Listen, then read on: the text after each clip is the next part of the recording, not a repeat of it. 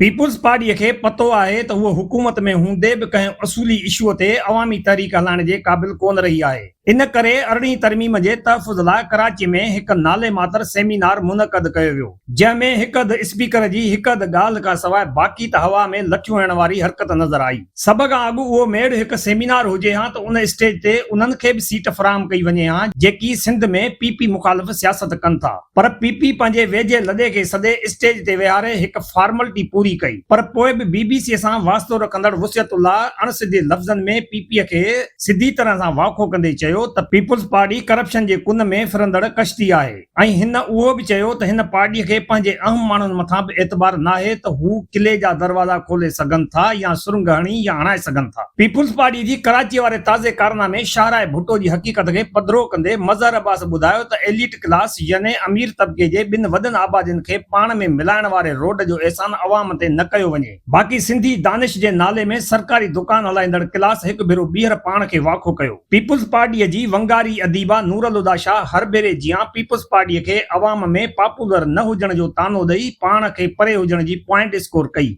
हिन चवण जी कोशिश थे कई त असां जहिड़नि जी सार अव्हां खे सिर्फ़ मुश्किल वक़्त ते अचे थी। नूरुल हुदा शाह पंहिंजे मख़सूस अदा वारी एक्टिंग कंदे बबरले वारे धरणे में जीए भुट्टो जो नारो न लॻण जो ज़िक्र कयो, पर हूअ उहो विसारे वेठी त उहो धरणो पीपीअ पारां न लॻो हो, उहो धरणो त सरकार मुखालिफ़ धरणो हो। अहिड़े धरणे में अहिड़े नारे लॻण जो सवाल ई पैदा न थियणु खपे। बाक़ी पीपुल्स पार्टीअ सां वास्तो रखंदड़ सेनेटर ज़मीर गुमरो खां वठी पीपी सिंध जे सदर निसार खोड़े ताईं जेकी हामूं हयूं वयूं उन्हनि खे ॿुधी त हाल में ॿूसाट पैदा थी वियो। ज़मीर गुमरे नए जियाले वारे जोश सां सिंध कार्ड इस्तेमाल करण जी कोशिश कई, पर निसार खोड़े त ड्राड़नि जा नवां रिकॉर्ड कायम कया। गुज़िरियल वक़्त दौरान उहो चयो वेंदो हो त सियासत जे सीने में दिलि नाहे, पर हलंदड़ वक़्त उहो साबित कयो आहे त सियासत जे मुंहं में नक बि नाहे। जेकॾहिं सियासत में नक हुजे हा त निसार खोड़ो रड़ियूं करे वफ़ाक़ खे उहो न ॿुधाए हा त छा अवां एमआरडी वारी तहरीक विसारे छॾी आहे। हिन दौर में एमआरडी जी तहरीक हलाइण जी धमकी ॼण ईअं आहे जीअं हंगरीअ जे हिक शाइर पतोफ़े लिखियो हो, खीर वारनि दंदनि सां जबल टुकण हलियो आहीं, छा ख्वाब ॾिसण लाइ राति काफ़ी नाहे।